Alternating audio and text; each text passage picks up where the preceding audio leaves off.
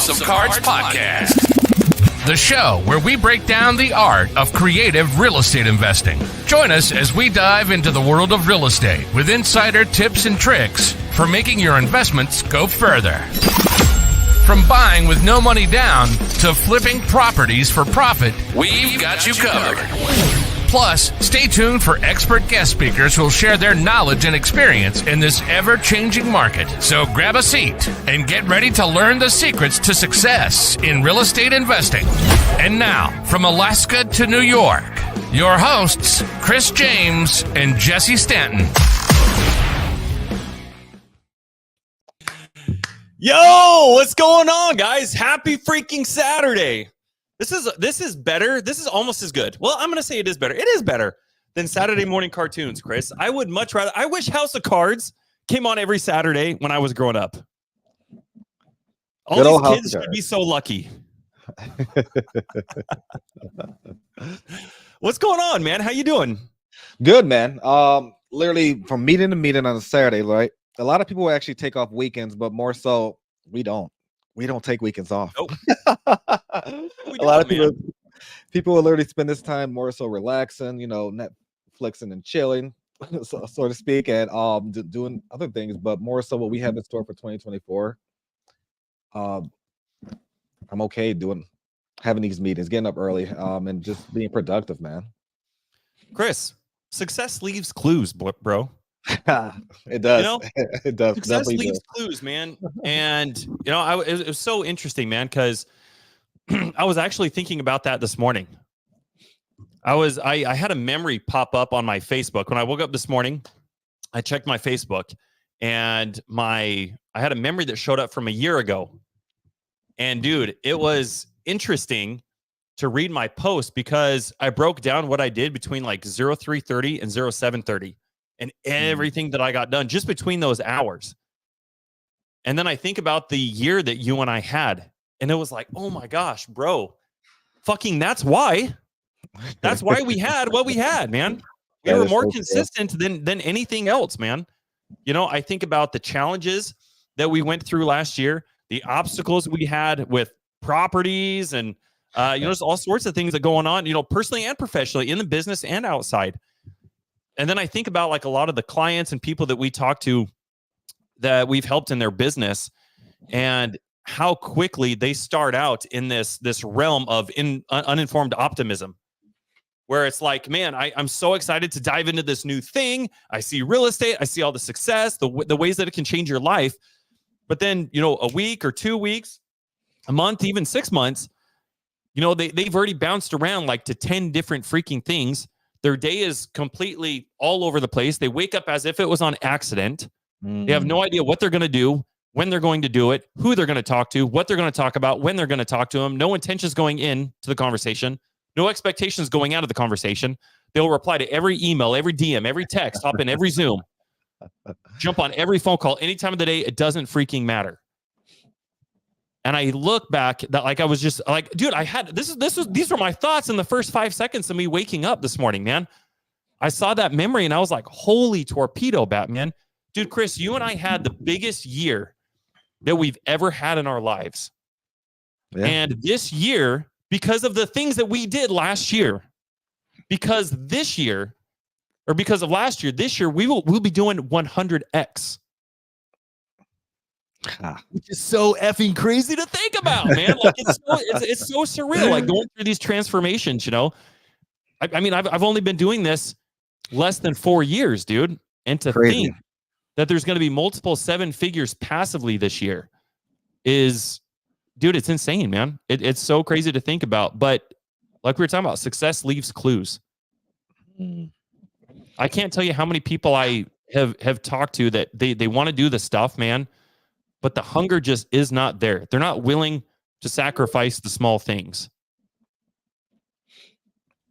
And why is that, Jesse?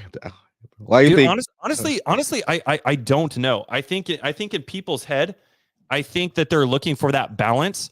I was talking with a really good friend of mine actually this morning. Love this guy to death. And he texts me this morning and he says, "Hey, Jesse, I've got an idea for a $10,000 idea. A $10,000 a month idea. It's like it's a shoo-in, easy money for you." And that's kind of all he said. It kept it very general. And I was like, oh my gosh, this sounds interesting. Dude, tell me about it. Now I'm just waking up. I'm getting ready to go to the gym and do all things. And I'm about ready to put my entire fucking life on hold in that moment to hear this opportunity. Everything stops. And he's like, well, I'm going out running right now, so let's talk later. And as I reflect on his answer to me, I reflect back on the memory that I saw last year, on everything that you and I did. And as I'm thinking about his response, I'm thinking I put myself in his shoes. And again, success leaves clues. At no point last year, when an opportunity came up or when something needed to be done, did you and I ever... I mean, it was hard to even make it to the gym last year just because we were so busy. I mean, there were times, Chris, when you and I started business meetings at 8 a.m. Eastern time, which is 4 a.m. in Alaska. That is correct. And I just don't know if that hunger's there, dude. And I'm reminded of a story, real quick story. Man, I'm on a fucking roll this morning. I'm reminded of a story, and maybe some of you guys have heard it, where there's a guy, he goes to a guru because he wants to learn how to be successful. He goes to a guru, and this guru says, meet me at the beach tomorrow morning if you want to learn how to be successful. So the guy's like, all right. So he goes to the beach. The guru says, hey, come out to the water. So he steps in the water a little bit. He's ankle deep. He's trying to figure out what's going on. He's like, dude, I thought I was going to learn how to be successful over here. This guy's got me over here swimming, man. I brought my swimming trunks to the beach today, and I thought I was going to learn how to be successful. He says, come out a little bit. He says, come out a little bit further. So he comes out a little bit further. He's in waist deep now. And he's like, man, what the hell is this guy doing, man? He says, come out a little bit further. So he comes out a little bit further. He's up to his neck. And he takes another step towards the guru. And right when he does, the guru grabs him and holds his head underwater. And the guy is kicking. The guy is kicking and struggling. He's doing anything and everything he can to get his head above that water. Right before this guy's ready to pass out, the guru grabs him, pulls him up. He takes in a big, deep breath. He's huffing, he's puffing, he's gaining his composure. And the guru tells him, when you were underwater, what were you thinking about? And he says, I'm trying to breathe. I'm trying to do anything and anything and everything I can to breathe. And the guru's like, so you weren't thinking about parties? He said, no. He said, okay, so you weren't thinking about other people's opinions of you? He said, no. He said, you weren't thinking about whether somebody liked your social media post or whether somebody thinks that you're arrogant or you're overreaching, or... He said, no. He said, when you want to succeed as bad as you want to breathe, then you will be successful. And I look back at our year last year, Chris, and that was fucking why, dude. I love you.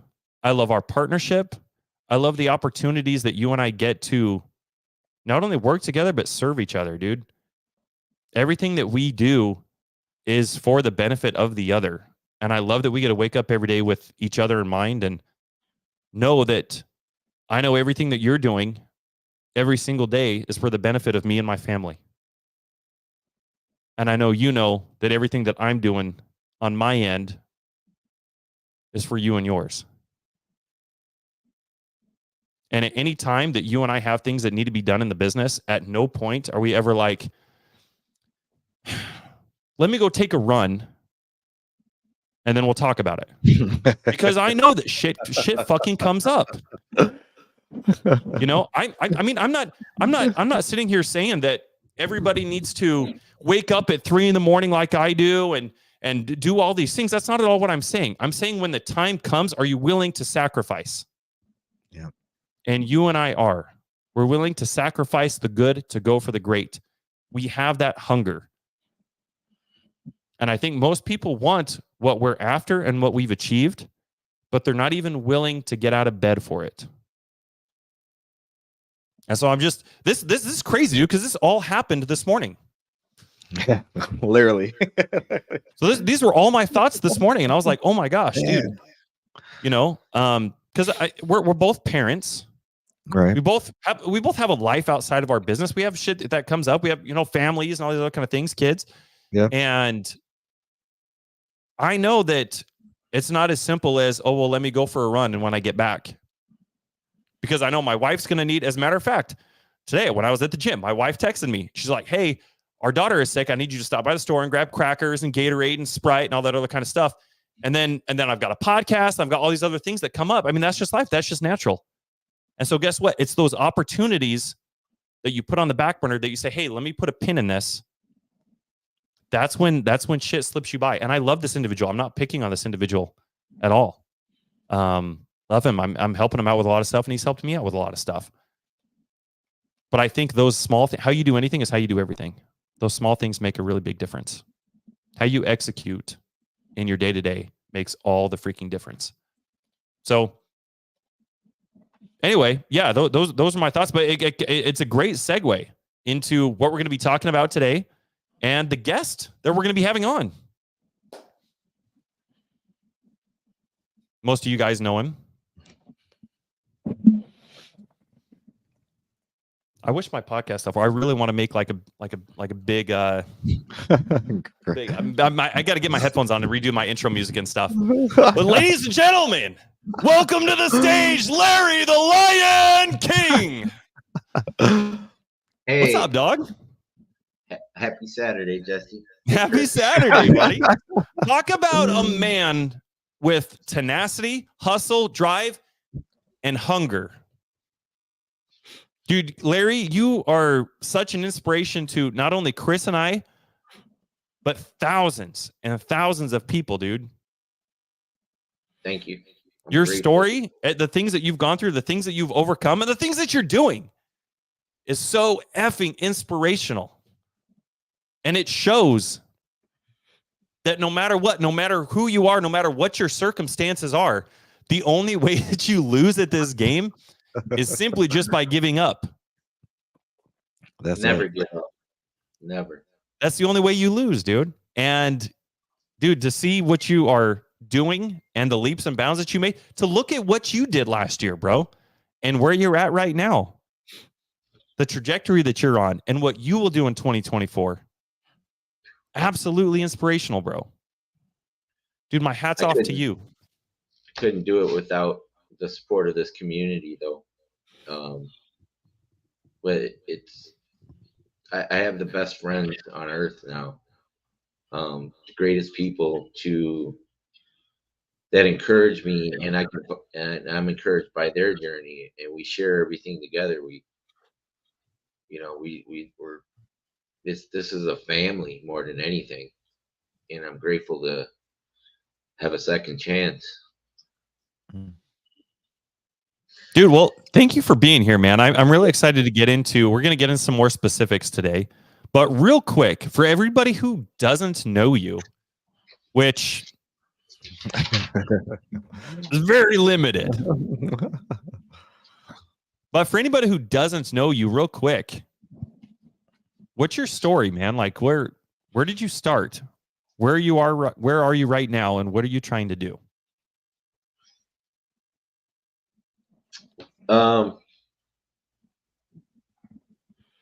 Where am I right now? Yeah. I'll start with that real quick. Okay. I have a great team. I have partners that I'd never envisioned I would have. I have my best friend Tigger. She's a sub-2 student. She's a connector. I also have Tiffany Chow. She's a top-tier TC. She also does the extra stuff that TCs don't normally do to take things off of my plate. We have an Air Force veteran like you, a new friend. Like God put him in my path, Andrew Hasser. He's a integrator. He said he wants to be my Cody Barton. You had to be in Air Force, bro. Sounds like a good guy. Then I have a unicorn agent and friend here. I met all these people except for Andrew at a meetup or a networking event. Tiffany Suarez, she's a sub 2 student here in Scottsdale. Mm-hmm. And then I have you, my coach from the growth company. That's, and of course I have Pace, and then I have Abraham, I go to the deal makers with Abraham and Donna and Carl Allen and Chris Moore and, so many great people. And Vina Jetty, who, I started, sub 2 and mastering multifamily with her at the same time. And those connections that I made within the community have been invaluable because I took action, because I didn't give up no matter what. I was just pushing through. Thank you. Of course. No, thank you. But, no, the pleasure is all mine, dude. I'm so grateful for the opportunity of having your friendship and being able to be around you. I get just as much out of it, man. So thank you. So how I got started is I grew up in Chicago. My father, we had a bowling alley. That was my future. I had an arcade when I was 1980. It was like I had all the best games in there. I was making $500 a week off of splitting quarters with another guy that owned the machines. Mm-hmm. My father died Thanksgiving morning, 1981. Without him there, and my uncle lost the business for not paying the taxes. My future, there was alcoholism, there was abuse. I went down the wrong road with the wrong people, and by the time I was 18, I got in trouble with the law, developed a drug habit, and I spent countless years, decades, in hell, I call it, for almost 40 years. I was 12 when my father died.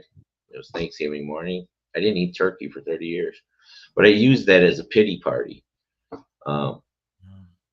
And 40 years later, I'm at the end of my rope. This is the shortest version I can give you. It was a day before the Super Bowl. I found him sitting there contemplating ending my life. Not contemplating. I was pretty much made the decision it was over. I found a 1-minute Facebook ad on my phone, and it was from Pace Morby. I'm watching it, and all of a sudden he referenced Space Jam, and it showed LeBron James. I'm like, oh hell no! I grew up in Chicago. I'm a Jordan goat. All the way, bro. I'm swiping up on the ad, and then he goes, not that Space Jam, the good one. I saw Michael. I'm like, oh wait, this guy likes Michael Jordan? Shit, I gotta watch this guy. And then he referenced it again, but the ad was telling me that I could purchase real estate using none of my credit, none of my own money, leveraging the debt, repeating, and then writing everything off on taxes. I thought it was a scam.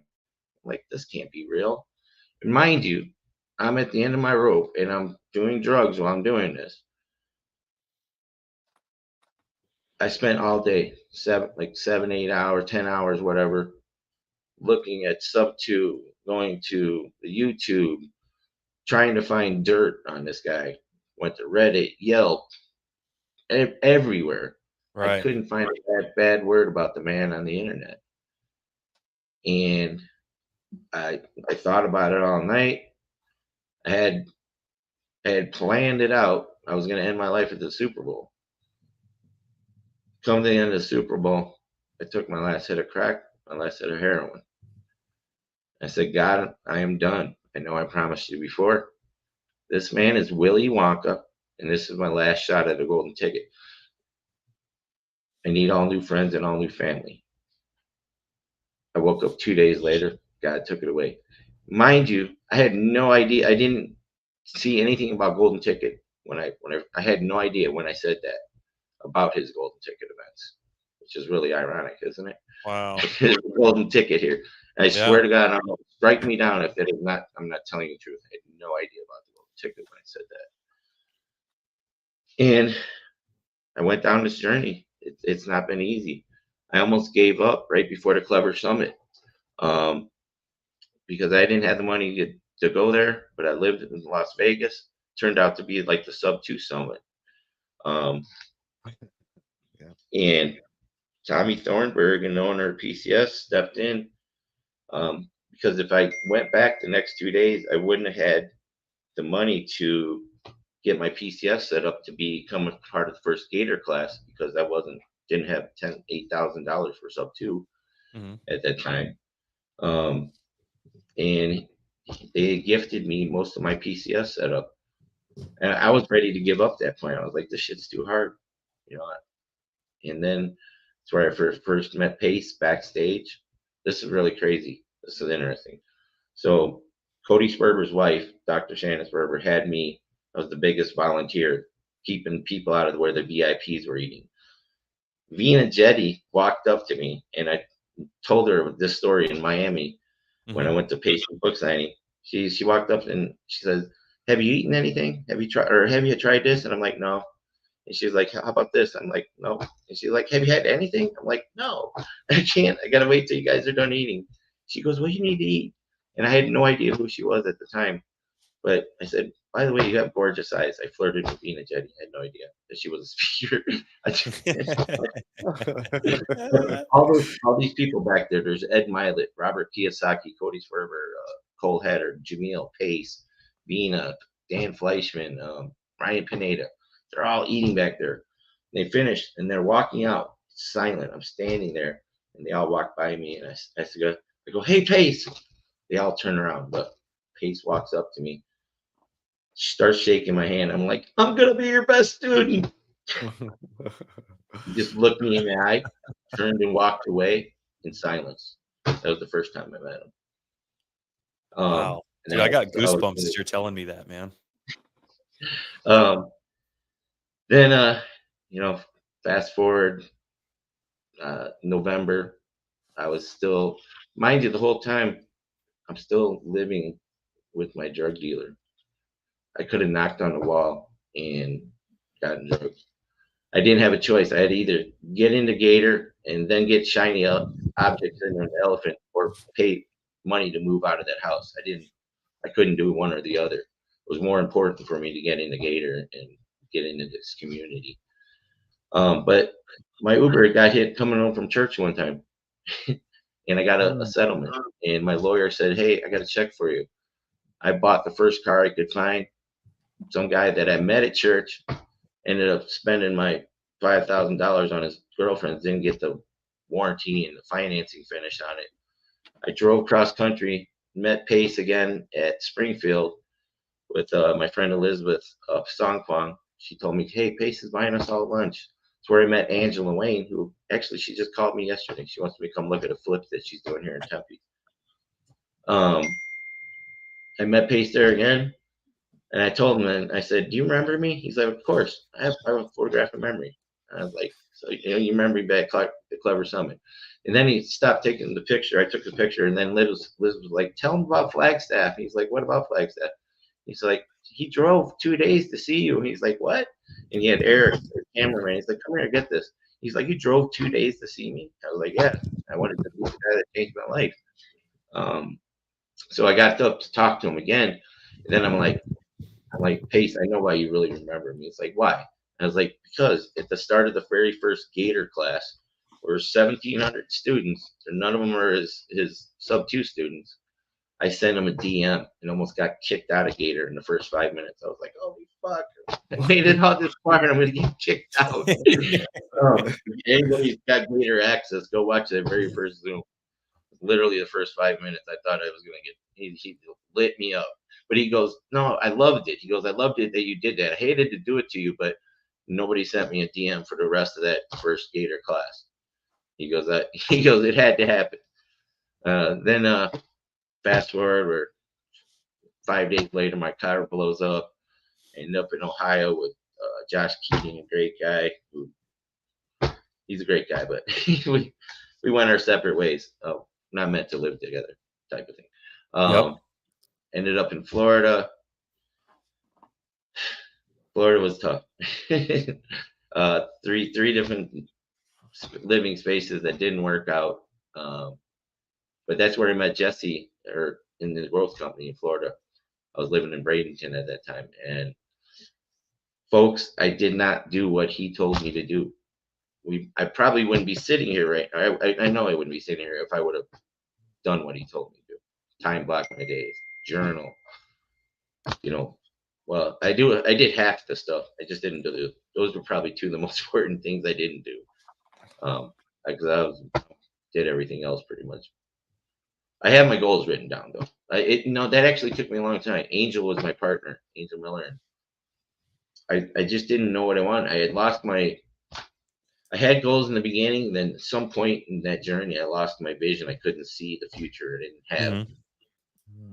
And I got that clarity back. Ironically, at the end of the year, I took a trip back to Vegas after flying across the country all last year. I'm going to Manhattan and New Jersey for Deal Makers. Yep. I was in the Deal Maker in Tampa, and then I go to community camp, and then fly out here to Phoenix, and then Limitless in Salt Lake City. Pace bought us 500 tickets, substitute students. That's where I realized one of my goals that we're going to break down today is I want to be on those stages. I want to have a message, have a story to tell. I'm watching David Goggins, Cody Sanchez, all those people, and Ed Milet, and Pace. Yep. And I want to be on stages. I want to help change people's lives.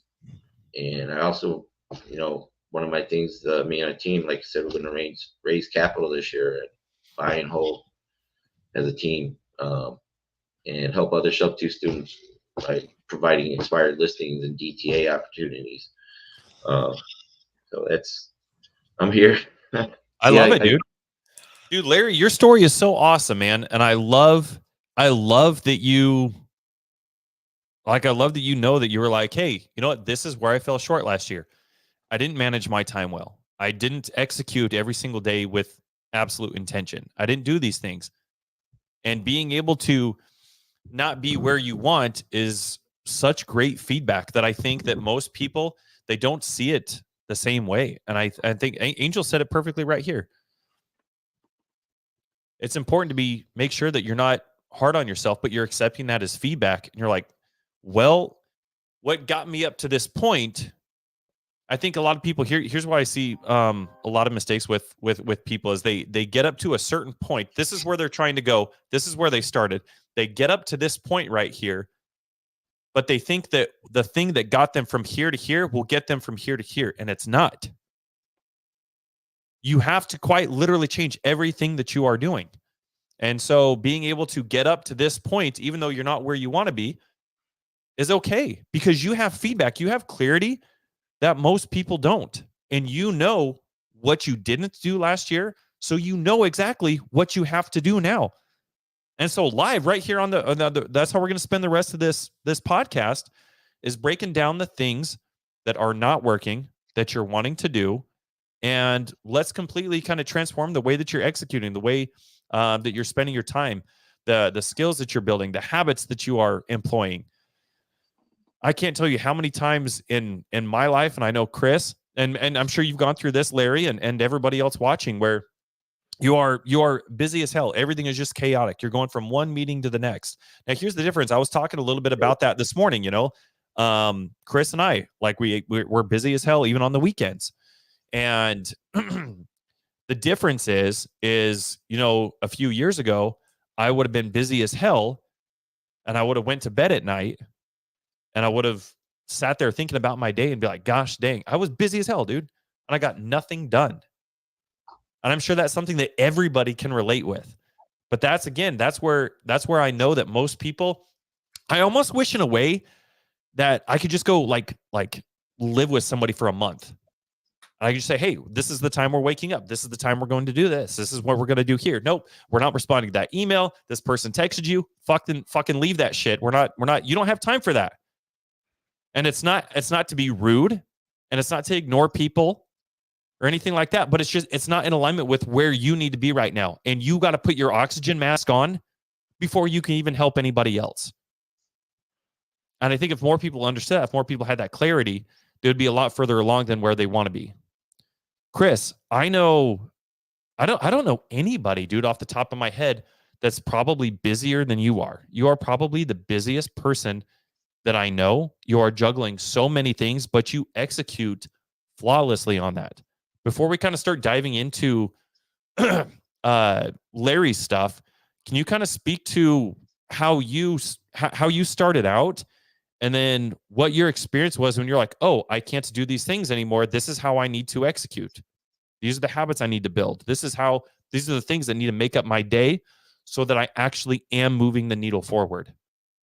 Because I know right down to the Zooms that you jump on, if you go to any meetups, like there is never a time in your life when you're just like, hey, I got time to let me jump on a Zoom.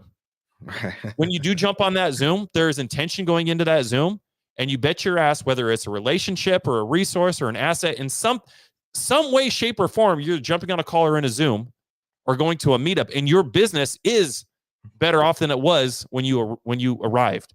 Can you kind of speak to that for a second? Yeah, absolutely. And first and foremost, I do want to say this, Larry. Thanks for just being transparent. A lot of people wouldn't even say anything you just stated, and that's literally your origin. A lot of people give up.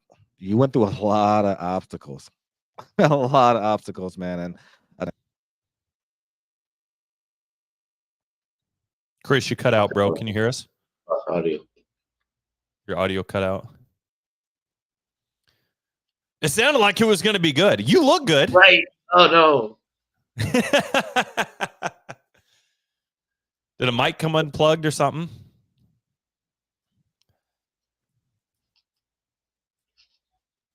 You know what's funny? I literally know what he's asking. I bet you. Nope, nothing, bro. Oh, now you're on mute. Maybe let me unmute you and see if that works. what about now? Oh, there he is. He's back. Not for sure what happened. But no, long story short, Larry, just thank you for everything, and just thank you for being transparent. Because everyone, let's be honest, everyone's going through something in life, and no one truly knows what someone's going through. So just thank you for sharing your story, and thank you for being here today, man. Appreciate it. Thank you. As far as just when it comes to juggling things, managing and just understanding exactly what your objective is, it really comes down to the overall goal. And within those goals, you have objectives, you have tasks, and really understand that you can't do it by yourself. It starts there. It really starts there, because essentially a lot of people think, oh, I can do it by myself. I'm going to prove them wrong. No, you can't do it by yourself.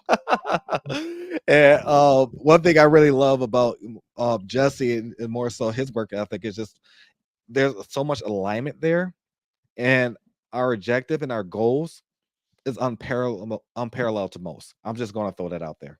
And juggling multiple businesses, right? It's a great thing to juggle one business, but juggle multiple businesses, that can be stressful, right? You can create a lot of, not just opportunity, but a lot of obstacles. And there's a lot of it's more, let's just say, it's more risk to the reward. How big is your risk? So more so the bigger reward. 100%, man. And more so just thinking about just not opportunities, thinking about how can you really get there. Being around, I think the first and foremost is just being around the right people. And I think that's exactly what got us here today. You're bringing people into your business who understands exactly what the goal is within the specific business. They understand the vision, and not just that. What are their goals? Don't just bring somebody just to help you. Help them. Really understand exactly what their goals are, because maybe whoever you bring into your business, maybe that's your future CEO right there. That's your future CFO. That's your future president of your company. You just never know. And a lot of people get very timid when it comes to more so hiring people who's at a different caliber. Me personally, and I know Jesse's the same way, we love to be around people who's much more not just educated, but more smarter, just more experienced overall. And I love that. I don't get timid. I love those conversations because I'm learning on a daily basis. We want to learn. And it's just more so, just to bring this back home just a little bit. I know I went on a tangent. It just, Larry, just when you want to go after something, just do it. Don't let no one stop you. Literally, don't let no one stop you. I don't care if it's your family members. I don't care if it's your friend, your longtime friend. Maybe your longtime friend don't have your same vision. I cut off all my friends. I'm just being honest. I cut off a lot of my friends that I used to hang out with. Now they're associates. But they didn't understand my vision. They didn't understand my goal and what my initial achievement was going to be. And as Jesse stated in the beginning, more so, 2024 is going to be a phenomenal year. And not just 2024, every year moving forward, it's going to be even better. And that's why this journey with the right people around you, that's the only way that it's going to be successful, man. Well said, bro. Yeah, I think there's so much to be said about making sure that you're surrounded by the right people. I think there's so many people who get caught up in the, and I know because I was one of these people. And so when I see it, like I'm always on the lookout for it. And so it's kind of like when you're in your car and maybe you guys, you know, you're on your way to the gym, you're on your way to Walmart or, you know, what have you. And you keep seeing, you know, the same Chevy Traverse, or not the same one, but you keep seeing Chevy Traverses everywhere, or you keep seeing Teslas everywhere, or see, you know, Ed Milet calls it your reticular activating system, your RAS. Yeah. You know, that's something that you're always on the lookout for. And so it's kind of like as a public speaker, when somebody says filler words like right, or something like that a lot, you know, you're like, it's always on the lookout because it's something that we at one point were working on ourselves.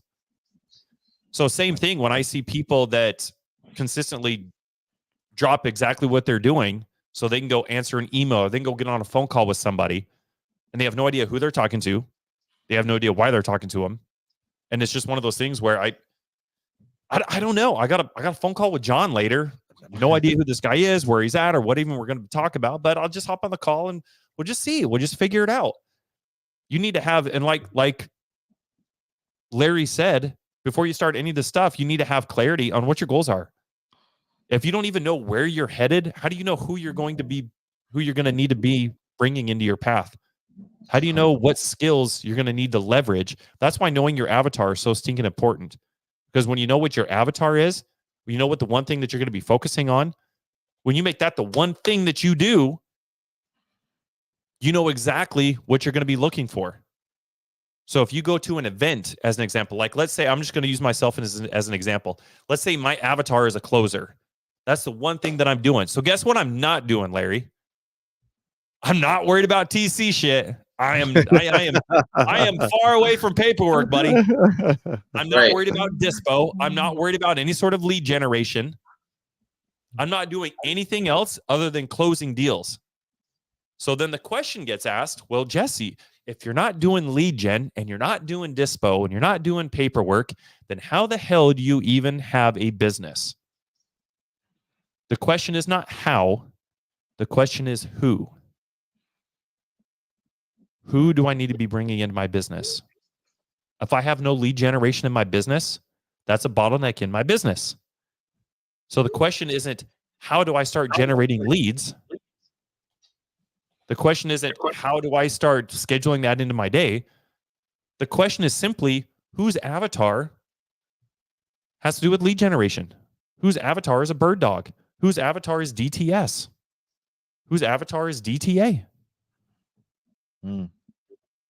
So then when you hop on a Zoom or when you go to an event, this is what I love about Chris. This is how intentional Chris is. When he jumps on a Zoom, if there's something that he needs in his business, he's got those glasses on that are doing nothing but filtering everything else that has nothing to do with the opportunity that he's looking for. So when he walks into an event or he jumps on a Zoom with somebody, he's not going to spend any more than maybe 2 or 3 or 4 minutes talking with any one individual until he finds that one person who's going to be able to come in and solve his problem. Have you ever gone grocery shopping while you're hungry? All the time.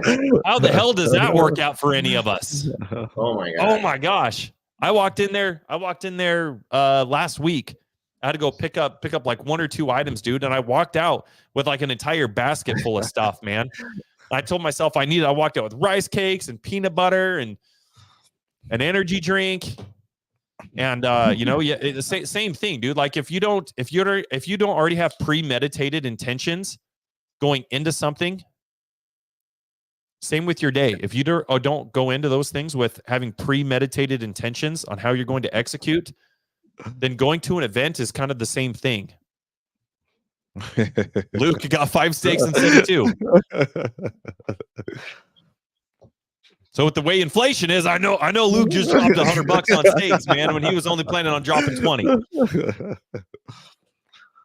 So same thing, same exact thing. When you go to an event, and if you know that you need to raise capital for your business, how intentional are you with the people that you're networking in there? If there's 200 or 300 people in there, how much time do you spend just bullshitting about random stuff? Because I think that's the mistake that most people do. Like, they're not hungry to move the needle forward. They're hungry for the Instagram pics. Say, hey guys, I'm at a meetup. Hey, I'm at a party. Hey, I'm this. And you know what they end up doing? They end up putting 50 phone numbers in their damn phone and then walking away from the event with their business not in any better stance than it was when they joined the party. All they did is got 50 extra phone numbers. And guess what? When everybody leaves the party or leaves the event or gets off the Zoom, everybody's busy doing their own shit. And you're not going to get all 50 people on the phone, you know, unless they're not doing anything, because they're busy doing their own business. So your business stays in the same state and you stay on this hamster wheel. And if there's anybody who's in a similar situation, guess what? Chris and I have been there. Yeah. Individually. So when him and I came together, we knew exactly how to execute. Just like Larry was saying when he jumped on. He's like, I didn't do some of the stuff that Jesse told me to do last year. And as a consequence, this is where I'm at. But I have clarity now. And I'm not going to make that same mistake again. So it's good. We have that feedback. So Larry, let's start, brother. Where do you feel like the bottleneck is right now? Because right now, I think we're talking about your day-to-day, structuring your day to be as intentional as possible and making sure that you are executing in alignment with the things that you're trying to do, right? Getting rid of the busy stuff, the stuff that doesn't matter, offloading some of that stuff, and let's figure out what your day-to-day looks like, right? Okay. Right now, 4 a.m. I just started a new thing. I used to wake up, go to get the coffee, start meditating, praying, reading stuff. I wake up and I just run and jump in the cold shower now. It only stays cold for about 3 minutes. But really, you do a 3-minute cold shower? I can last 2 seconds. I think a cold shower is worse than a cold bath because you got the air hitting you and stuff. Right. Right. Dude, hats off to you. You got to raise your arms up if you really want to get it hit you cold, because it's still warm and it's hitting on your head and your back. And I got a water shower. It's got literally like a waterfall comes down. But that's helping me get going. I feel a little more energized, alive when I do that. Then I do. I take sea moss in the morning. A couple of adaptogens. I got this mushroom coffee everyday dose. I have coffee already going. Like I'll hit the coffee maker before I run in the shower. By the time I'm out of the shower, the coffee's done. And then I, the first thing I do, I say, thank you, God, I woke up. Thank you, Jesus. But after that, I do my prayer visualization, read my goals, like my big long top 10 goal or 30 goals, whatever it is, plans for 30 years from now, 5 years from now, 1 year now. And I have some affirmations, I do that. Spend some time visualizing, meditating. And the plan is to do some body weight workouts. I'm also I did carnivore before, 1 meal a day, but I'm going to get my body in an alkaline state. I just ordered some alkaline stuff, some drops. Had to take back a water purifier, so I'm getting with my health, and I have to quit these. It's my last crutch there. I can't. It's hard. My morning coffee and my cigarette. It's hard. I get it. Just start with one thing at a time, dude. I think it can get really overwhelming when we start trying to tackle everything. So let's pick on one thing. Even in our businesses, like even our marketing manager. I was having a meeting with our marketing manager earlier this week. I think it was yesterday or the day before, and just in we're always trying to get better. And I told her, I said, hey, here's what I want you to do. I understand how like it can be extremely overwhelming trying to get better at this and then this email and then this blah, blah, blah, blah, blah, these ads and whatever. I said, hey, here's what I need you to do. I need you to make sure that you're educating yourself. Let's have very intentional conversations about the things that you're learning. And then I want you to pick one thing. That's it. Just one thing a week that we could get better at, that you could get better at. Let's focus on that. And then let's figure out how we can bring that to the business and implement just one thing a week. We make that the only thing that we focus on. So the vices that you're wanting to remove from your life, I love that. But let's pick one thing and let's give it. I think throughout this entire process, it's important to give ourselves some grace. Say, hey, you know what? I'm going to kick this. I'm going to get better. Let's take one thing. Let's start with the low-hanging fruit, and let's start there and just removing. Let's start stacking some fucking wins, bro. Even if that's just making our bed. Oh, yeah. Make the bed. Yeah, that's real important. I've done that for like the last 2.5 years when I did have a bed. Sometimes I didn't have a bed, but yeah, what a blessing to express gratitude for, right? Because you don't think about it. It's so easy to take it for granted. Like, I've got a bed. It's something you don't even think about. And I love that. That's one of the first things that you do when you wake up is express gratitude. Mm-hmm. Express gratitude to God for being here and for having a bed. I mean, how amazing is it to have a bed to have to make? Right. Damn, what a blessing, bro. Oh my gosh. This is the first apartment I've had where I wasn't renting a room out of somebody's house or crashing at somebody's house more than since 2008. Mm-hmm. It's the first bed of my own that I have. Yeah, so I'm living in this apartment and I helped another sub-2 student out. Her brother moved out here to Phoenix and son got killed by a drunk driver two weeks into his lease, and they wouldn't let him break it. Oh wow! So I got the opportunity to help somebody with that too. I love that, bro. Thank you for sharing that. But yeah, I think that's one of the things that makes you amazing, dude. So how do we amplify that? Let's take that. How do we amplify your day with the magic that you are already creating? The magic of Larry the Lion. So what is not working right now? Let's start with that, because we can go on about the things that we want to do, our goals, everybody we're doing it with. But let's start with what is not working. What is not getting you the result right now that you want? It's probably already like 5:30 at that point. I need to either read it at 5 o'clock. Like the first hour is just getting in the shower, doing the affirmations, reading my goals, meditating, visualizing, yep. Getting the nutrition, the adaptogens, coffee in me, because I take nootropics and stuff too. Jim mm-hmm. Quick in their list. Then I need to either read or exercise at 5 o'clock. Okay. So it's between 5 and 6 is exercise and reading. I need to pick one of those to do first and be consistent with that. Because I haven't been consistent.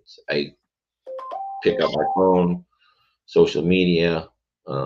Also, yeah, my sleeping habits. I got to stop picking up my phone at night. I get on there and all of a sudden it's like an hour later in YouTube Shorts. It's like, fucking TikTok, bro. It'll get you every time, man. I get it. Every time.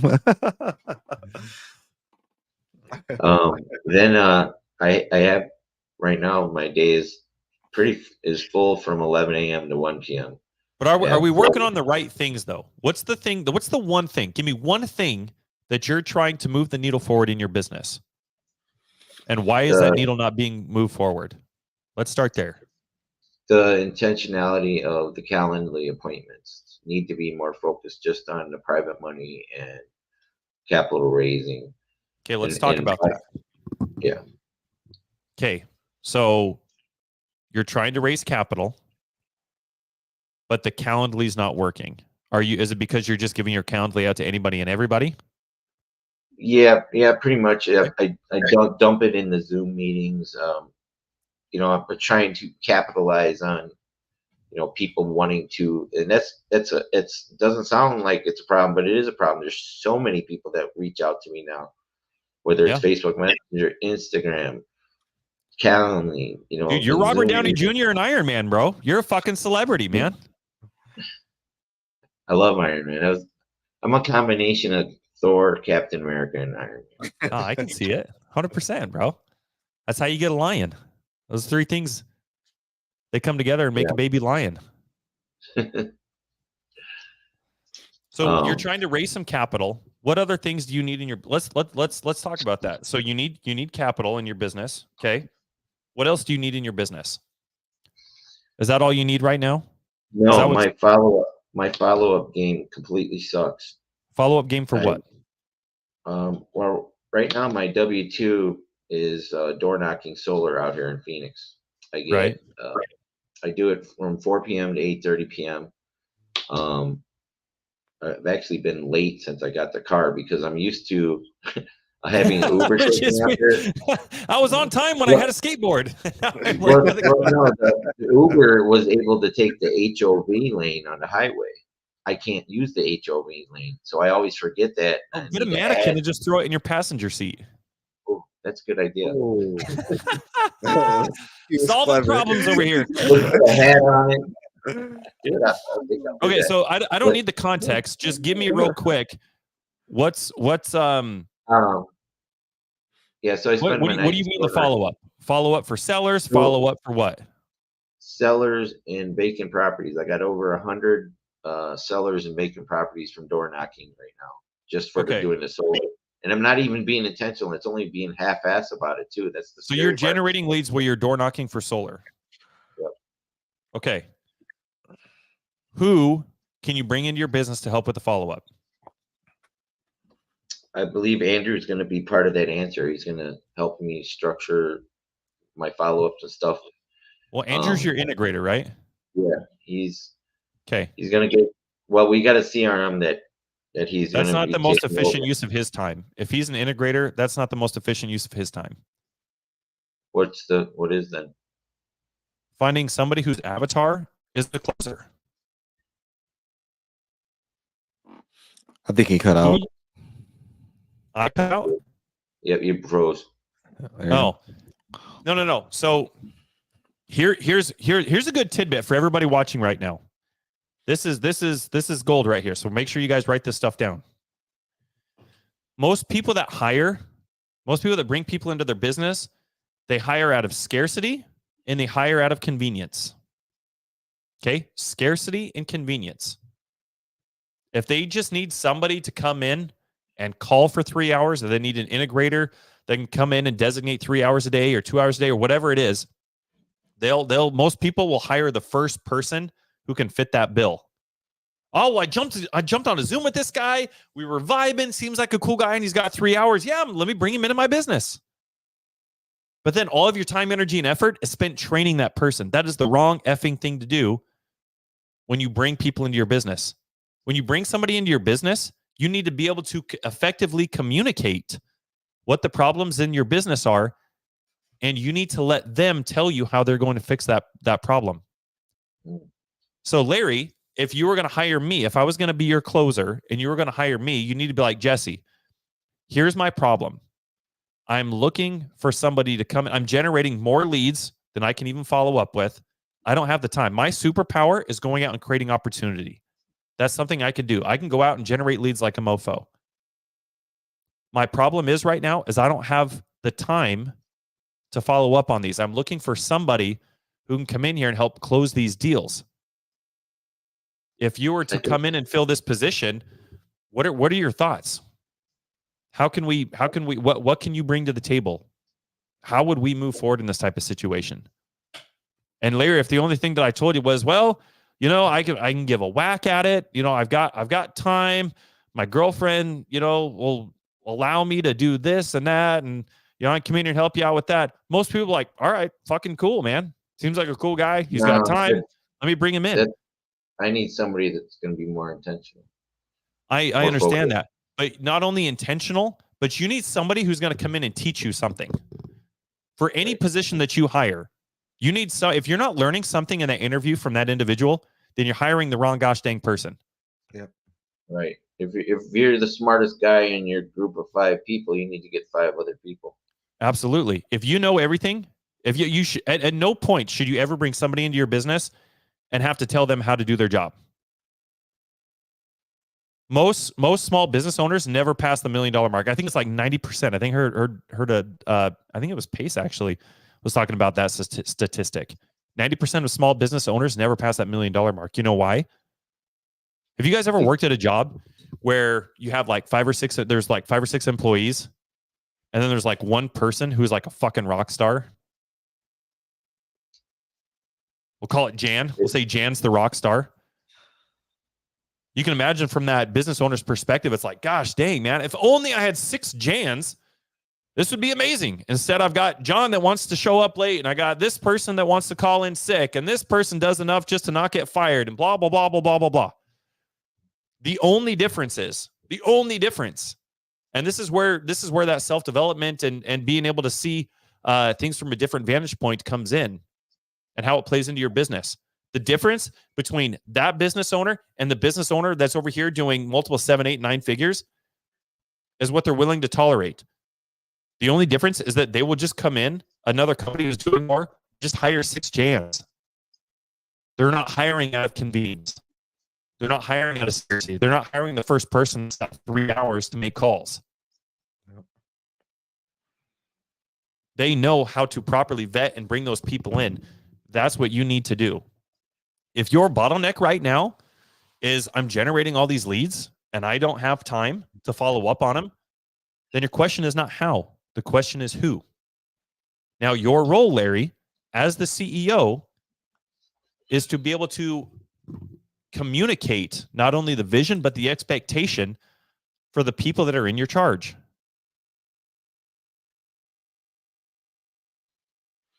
It's a whole nother skill, right? So instead of all of your time, Larry, instead of all of your off time being spent calling sellers, your fucking off time now needs to be spent building that gosh dang skill.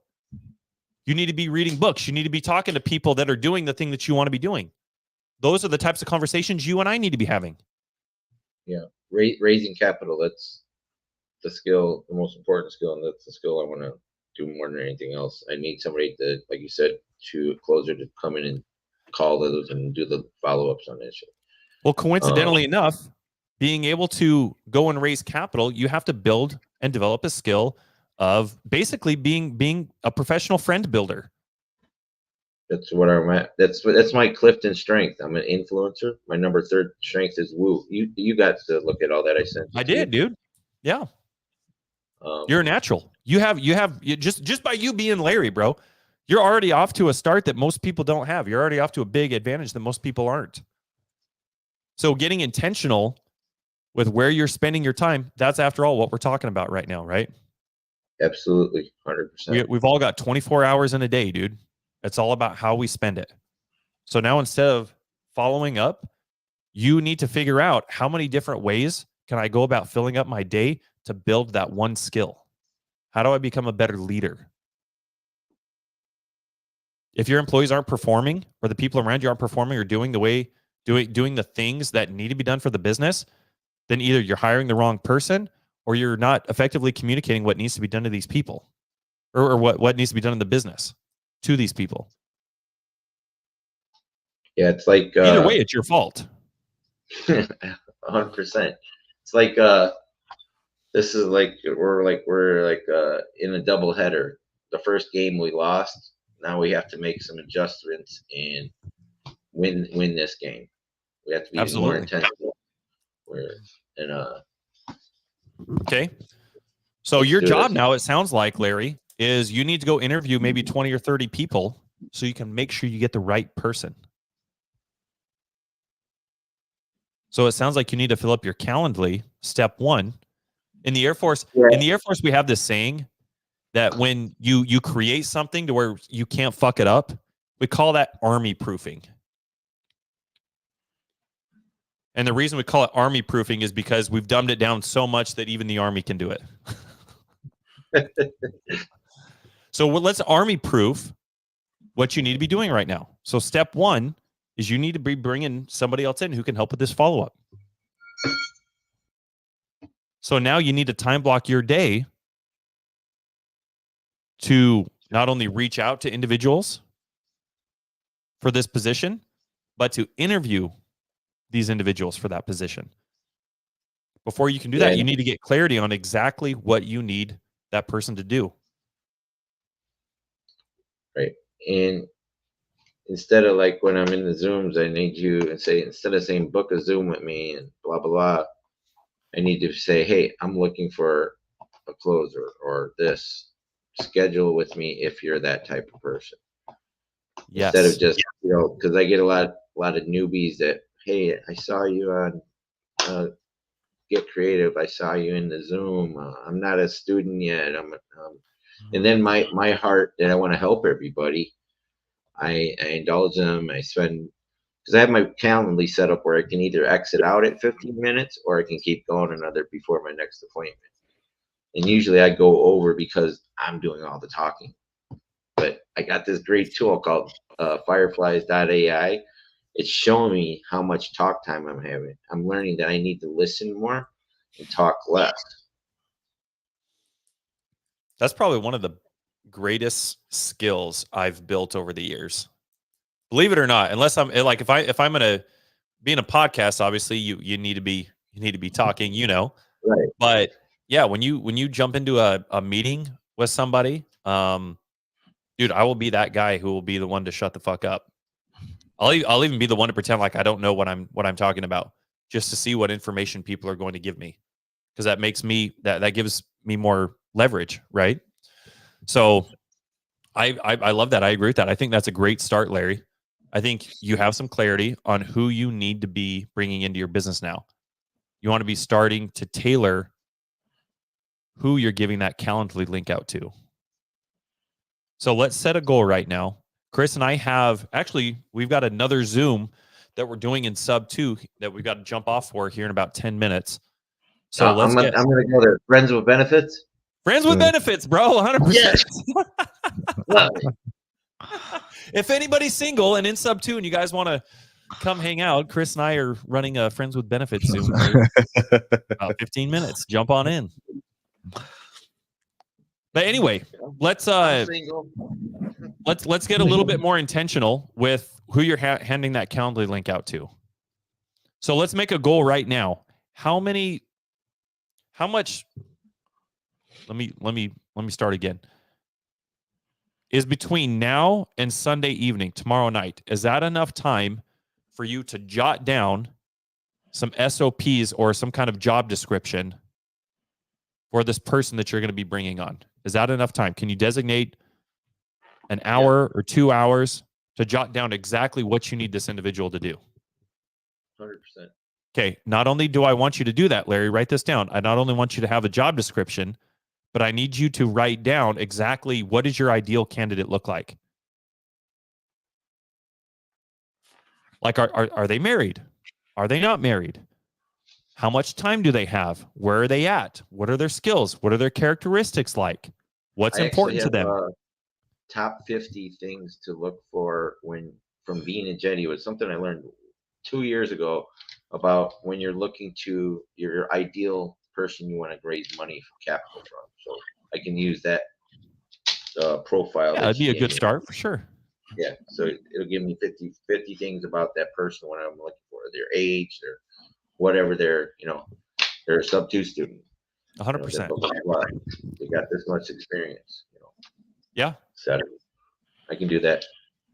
Okay, so what you're doing is you're getting that job description and then you're literally making an outline for what that ideal person looks like. So if you get somebody, if your outline is a circle as an example, and you get somebody that's an octagon or a square or a rectangle or a triangle, it's not going to fit this shape. Even though they're a good person, they're a great person, they're not the fit that you're looking for. The more clear that you can get on what that ideal person looks like, from there is the answer is just volume. You're not hiring out of scarcity and convenience at that rate. I need to go in the Closers Octagon Zoom and put in there what I'm looking for. Bro, fish in a barrel, my man. The Closers Octagon, the Closers Cafe, the daily dial, the nightly dial. That's where all your people are, dude. I think that's an amazing start. That's exactly where I would go. Big. We're gonna do big things this year, Jesse. Oh my God. Do you want to be a buyer? All these are in Phoenix too, by the way. All these. Bro, Chris and I will buy all of them. 60 sellers. As long as they're creative, Chris and I will buy them. Right. What about cash? Like wholesale fix? There's a couple in fix and flips. There's I got 50 vacant properties. I got to skip trace them. I don't know. Chris can answer that one. Or wholesale them just to sign them out. Yeah, we buy both creative and cash. Oh, let's do this. Look, Angel. I love what Angel says. Get serious and get intentional, Larry. Reach out if I can help. Angel Miller is amazing. She's an awesome TC too. She is. She's amazing. That's another thing. Leverage, right? Reach out to Angel. She'll do all your paperwork. Go find somebody to help you make these calls. Your job as the CEO is to go bring opportunity to your business, which is what you're doing. You're Robert Downey Jr., bro. Chris, anything else you want to touch on real quick? I know we got just a few minutes left, but we've gone over a lot, and I can't, clarity is probably one of the biggest things that anybody can have.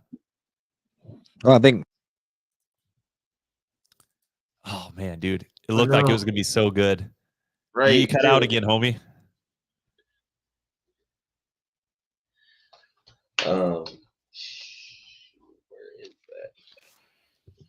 While we're waiting for Chris to get his oh, there he is. What about now? No. No, we can hear you 100%. Okay. No, all I was saying is more so like Larry, you have your homework. I believe you know what you need to do. It's just more so putting the action, staying consistent with it, man. Yeah. It's amazing. About being consistent, persistent, and consistent. Shoot, I can't find it or something. I wanted to show you guys real quick. How much time we got? 30 seconds. I got a couple minutes.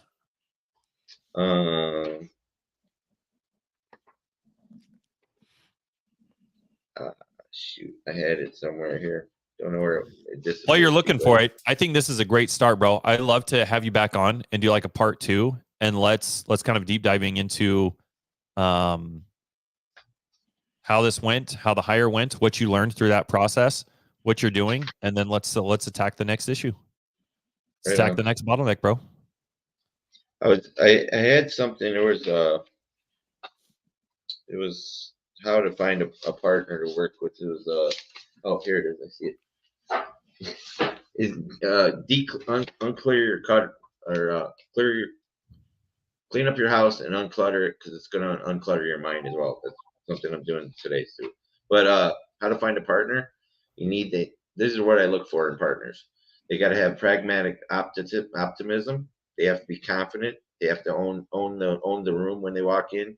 Humility. They have to be open to being wrong. They have to have empathy. They have to have defiance. Stand up for their vision. Attention to detail and obsession. They have to be obsessives about doing that. Taking action and finishing. They have to finish. That's what I look for in a partner, right there. So, love it, brother. I found that in Tiffany Chow and Tigger, and we're hopefully going to see how it goes with Andrew. I believe he's just his work ethic as a, being in the military and the Air Force. I think he's going to be a great male friend. I need more of those too. Like, Yeah, I got those 10,000 or like 10,000 followers on Facebook almost now. Like 67% of them are women. I don't know why. I don't know why. But yeah, this has been great. Just what I needed, and I know we're going to talk more, Jesse. We got to strike while the iron's hot. And I'm not getting any younger. Like I said, this is my second. This is the second half of the doubleheader, and we either win this one or we don't. But I'm not going to give up. We're definitely winning, bro. All day. Let's start here. And I think this is a great place to start, man. So thank you very much for allowing Chris and I the opportunity to hang out with you and learn from you and get some clarity for you. And we'll continue on this path, man. This will be a good year. Well, this is one of the things that we talked about. My goals was I need to get my first paid speaking event this year. Remember that? I do. So we're gonna get that, and I'm still gonna make that 2024 first quarter goal instead of credit investor by the end of the first quarter. I got like 68 days. Don't worry, I got this. We got this. We got plenty of time, bro. I'm gonna be down in Phoenix. I don't know where you're gonna be. I'll be down in Phoenix with my family February 22nd through the 25th, I think. I think that's during Raise Fest. I don't know what that is, but Hunter Thompson. Is that good? Fest. Yeah, they're about capital raise, how to raise capital. But I'll be here. I'll see you. All right. Sounds good. Pace is speaking there, I think. It's about capital raising, which is our team goal is $10 million in capital. I'm setting the bar high this year. Love it, dude. Okay. Sounds good. How do I go from the streets of Las Vegas to 2 years later talking about raising $10 million capital? Dude, like, isn't that crazy how this happens? I'm like, oh yeah, this is gonna be easy. We're just gonna raise. Because you didn't quit, bro. That's why. Yeah. And these are the conversations you have once you people get yourselves in these rooms and go out to these events and you connect with people. You go to these masterminds. This is why people pay to be in those rooms. And there's hacks. Like, you can volunteer at these summits and stuff. It doesn't have to be sub 2 or after. It could be any kind of real estate or Grant Cardone. They need volunteers. You get in there and they get access. And then you meet the people that are there, and you meet your future partners, your friends, your business partners, your best friends. You level up because the people that you've been hanging around haven't got you very far maybe in your life. Maybe they have, but maybe then you can just jump higher quicker because you're already at a place. But it only comes through taking action, being vulnerable, getting out there. You are your brand, folks. You gotta just trust God, bro. Trust God, bro. That's all I gotta say. Thank you. Well said, man. Well, thank you guys. We'll see you guys over in sub 2. Have a great rest of your weekend. Thanks for listening to the House of Cards podcast with Chris James and Jesse Stanton. We hope you've enjoyed this episode and have learned something new about real estate investing. Be sure to follow us on Facebook and Instagram for more tips and tricks. And don't forget to subscribe on your favorite podcast platform so you never miss an episode. Until next time.